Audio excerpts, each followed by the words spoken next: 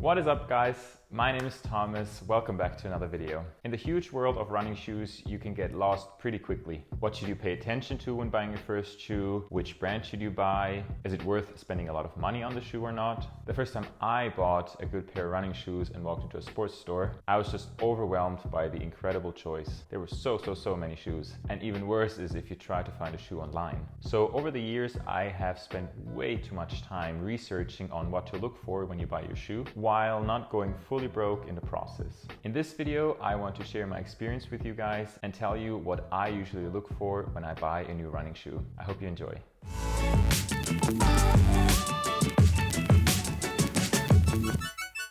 Obviously, there is not the running shoe for everybody, nor is there even the running shoe for you. But in any case, the following tips are what I found to be, at least, the most essential parts that every shoe should have and that you should keep in mind when you buy your running shoe. I'm going to illustrate all those aspects with my current running shoe, a pair of Nike Zoom Pegasus Turbo 2s. Number 1, the ankle collar. While the ankle collar, this part here, only makes up a very small part of the entire shoe, it can ruin the entire pair if it does not fit well. If your heel is not right in place, it'll wiggle around and give you blisters, and if the collar doesn't align perfectly with your Achilles tendon, there will be friction, rip open your Achilles tendon, and also ruin the shoe in the process. My first good pair of running shoes, a pair of Asics Gel Nimbus, had quite a thick padding around the ankle collar, and it wasn't perfectly aligned with my Achilles tendon, so not only did I ruin my socks and also my Achilles tendon, but due to the friction, the entire ankle collar was wearing off very quickly, and that just ruined my shoe way faster than it was supposed to. But that aspect of my shoe I only found out once I ran with it a couple of times. So if you're in the store, really pay attention to the ankle collar, that it aligns smoothly with your Achilles tendon and also with your ankle, that you don't wiggle around too much, and that there are no points of friction.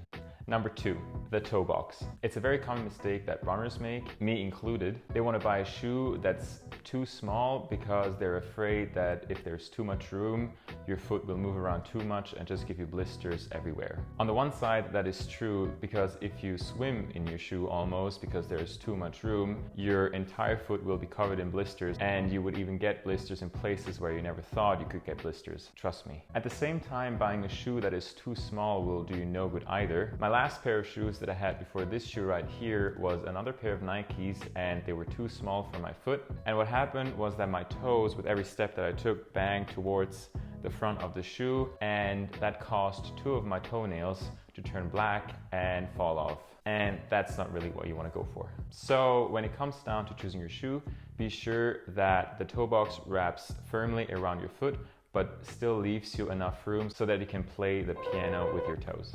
Number 3, cushioning. Now, this is the biggie around which a lot of debates have arisen. Some naturalist runners think that the introduction of thick cushioning in running shoes actually caused an increase of knee injuries all around the globe. But in my opinion, that is not directly due to cushioning, but more due to bad running form, but more on that in another video. I have experienced both minimalist running shoes and very well cushioned ones, and I can honestly say cushioning is key, especially on long running distances. It helps your muscles, especially your calf muscles, absorb the shock of every step that you take, and that in result, of course, helps prevent injuries. This is even more true if you run on hard underground such as asphalt or concrete. And as I personally have only participated in races that are held on asphalt, to me cushioning was always a very important part that a shoe needs to have. What you need to look for now depends on your style of running. If you're a forefoot runner, or in other words, you basically land on your forefoot or on the middle of your foot without your heel ever really touching the ground, you need to find a shoe that has cushioning there where you need it, that is in the forefoot area. Whereas if you're a heel striker, that means that you land heel first and then roll your entire foot out while you take the next step. You should obviously look for a shoe that has more cushioning in the back. But despite all of this, too much cushioning is not good either, as it slows down your speed and can lead to an unstable running form. But personally, I've never put on or seen a running shoe that has too much cushioning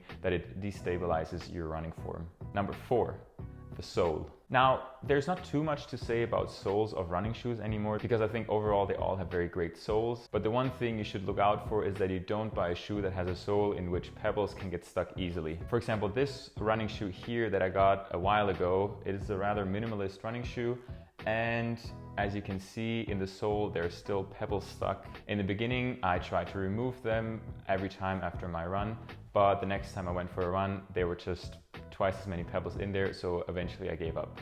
Number 5, pronation. Now here it's about to get a bit technical. Pronation is the natural movement that your foot does when you walk or run in order to absorb and equally distribute the impact of your foot hitting the ground. There are, generally speaking, 3 types of pronation. There's the supinator, awesome name, who runs off the outside of the foot, and that looks a little something like this. Then there's the neutral runner who rolls the foot out through the middle of the forefoot. And lastly, there's the overpronator who runs on the inside of the foot, and that looks a little something like this.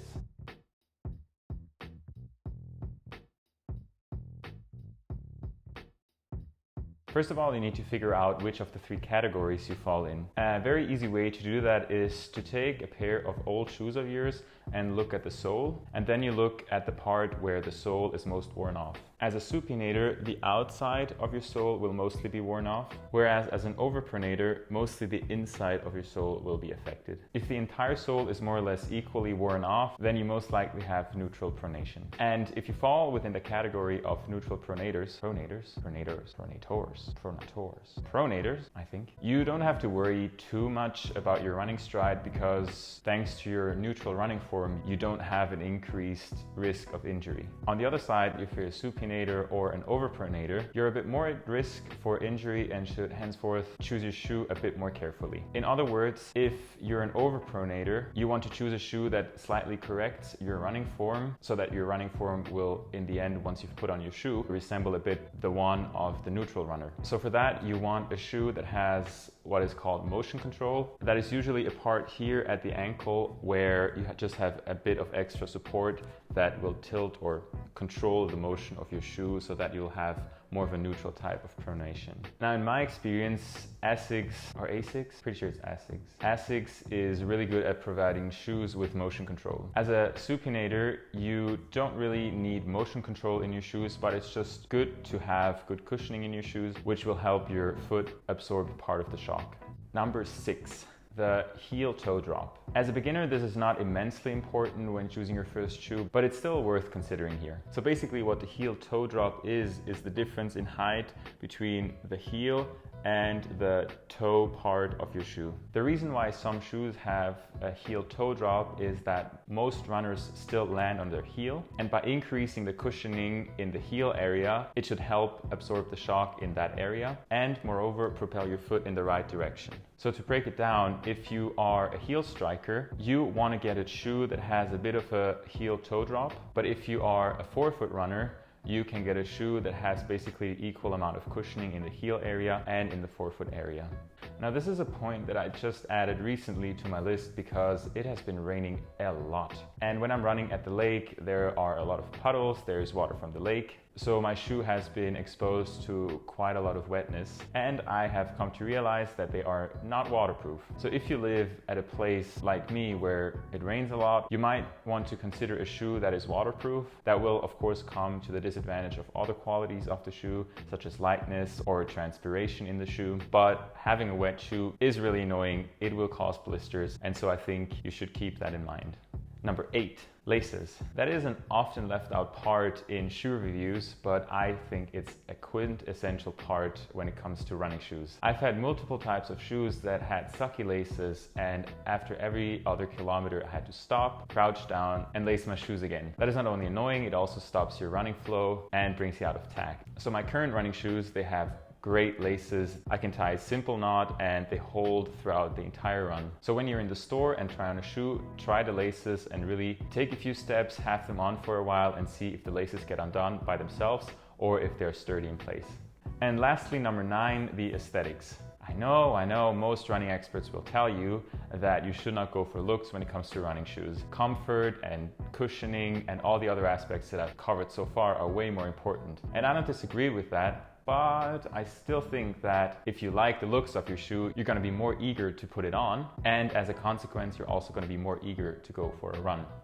Now, after this very long overview of what I find important when you choose your running shoe, I will give you my opinion on the top brands of running shoes that are out there at the moment. I do have to say, Nike shoes are, comparatively speaking, expensive, but if you have the money, it is well worth investing in them, because I don't think it's a coincidence that all top runners like Mo Farah or Eliud Kipchoge have Nike running shoes. There's not only a lot of science behind the shoes and in the shoes, they also just really look like cool shoes overall. As I mentioned before, Asics provide very sturdy shoes that give you a lot of stability and also a lot of cushioning. So especially as an overpronator, that's the go-to shoe for you. While they look a bit clunky, Hoka running shoes are the king of cushioning. But overall, if you're not an ultra marathon runner, I don't think you necessarily need so much cushioning, because I think at least Hokas are mostly aimed at ultra marathon runners, or at least marathon runners. So if you don't aim at running such long distances, there are other shoes that are maybe more fitted for you. Now lastly, as I've never put an On shoe on, nor a Brooks shoe,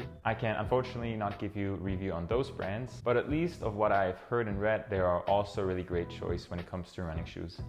As a conclusion, I would say that if you want to respect all the aspects of a shoe that I have given you, you'll automatically land in the section of the store where the prices are a bit higher. But as running is a sport where you don't need a lot of equipment other than your general workout clothes and the good pair of shoes, I think it's really worth it putting in the extra money for buying the perfect shoe for you. Because in the end, if you buy a quality shoe that fits perfectly on your foot, it will not only last you longer, but it would also make the entire running experience a lot more fun and hopefully keep you injury free. And that's already all I have for you today, guys. I really hope you found my tips helpful. Please feel free to mention in the comment section down below what aspects that I might have left out or what you look for when you buy your running shoe. And if you like this video, be sure to smash the like button, subscribe, and I hope to see you next time.